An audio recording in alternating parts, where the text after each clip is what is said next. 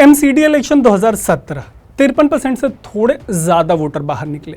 MCD election 2022 मुश्किल से 50% voter बाहर निकले। यह हाल है देश की राजधानी दिल्ली का और इलेक्शन कमीशन पीट रहा है अपना माथा। लेकिन यह हाल सिर्फ दिल्ली का नहीं बल्कि गुजरात से लेकर हिमाचल तक के शहरी इलाकों से यही ट्रेंड सामने आ रहा है।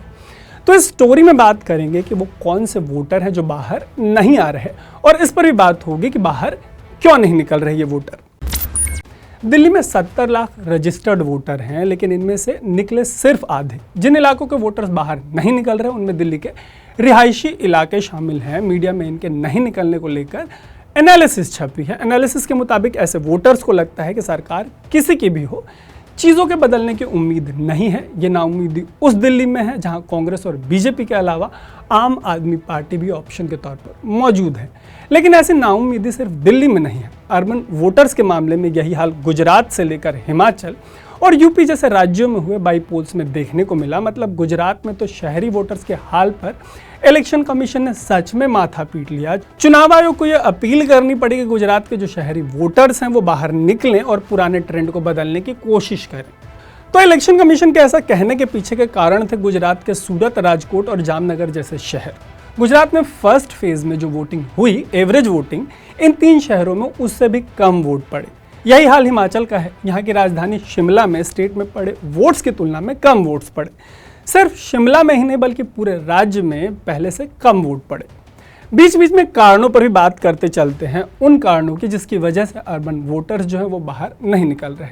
जिस तरह की एनालिसिस छपी है उसके मुताबिक पार्टियां मुद्दों के बजाय पर्सनैलिटी कल्ट के नाम पर वोट मांग रही हैं और ये एक बड़ी वजह है। जैसे कि दिल्ली का उदाहरण लें तो मुद्दे और लोकल चेहरों पर नेशनल लीडर्स हावी थे। जैसे कि बीजेपी के कैंपेन होर्डिंग्स पर पीएम मोदी, तो आम आदमी पार्टी के कैंपेन होर्डिंग्स पर सीएम केजरीवाल के चेहरे जो हैं वो दिखाई दे रहे थे। वहीं कांग्रेस का हाल ये है कि वो दुनिया को अलविदा कह चुकी शीला दीक्षित के नाम पर वोट मांग रहे थे। तो ऐसे में हुआ ये कि दिल्ली के पॉश इलाके में आने वाले एंड्रयूजगंज में सबसे कम 33.7% वोट पड़े। वहीं पिछड़े इलाका माने जाने वाले बख्तावरपुर में 65.7% वोट पड़े।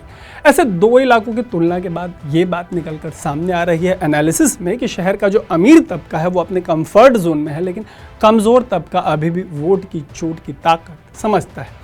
आइए अब थोड़ी ब्राइटर बातें करते हैं। तो इंडिया में जो लेटेस्ट वोटिंग ट्रेंड है उसमें महिलाओं की जो भागीदारी है, पार्टिसिपेशन, वो बढ़ी है। ये बावजूद इसके बढ़ी है कि पॉलिटिक्स अभी भी मेल डोमिनेटेड है।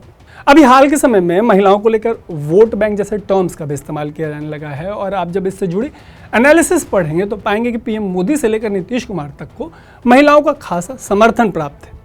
थोड़े से ज्ञान की भी बात कर लेते हैं। जब वोटिंग कम होती है, मतलब लोअर वोटर टर्नआउट होता है, तो माना जाता है कि जो भी पार्टी सरकार चला रही थी उसे लेकर वोटरों में नाराज़गी नहीं थी। लेकिन जब ज़्यादा वोटर टर्नआउट होता है तो माना जाता है कि वोटर उस पार्टी के खिलाफ गुस्से में घर से बाहर निकला है और सरकार बदल जाएगी। लेकिन 2013 के बाद के ऐसे कई चुनाव हैं जो इस नियम का, पॉलिटिकल साइंस के इस रूल का अपवाद है। जाते जाते थोड़ा सा प्रवचन ये कि वोटिंग ज़रूरी है। अगर आप वोट नहीं भी डालते हैं तो भी सरकारें बनती हैं, वो फिर भी पॉलिसीज़ बनाती हैं, फिर भी राजकाज चलाती हैं और उनके हर फैसले का आपके ऊपर सीधा प्रभाव पड़ता है। ऐसे में आप अपने वोट का इस्तेमाल ज़रूर करें। देखते रहें अनकट। मेरा नाम है तरुण।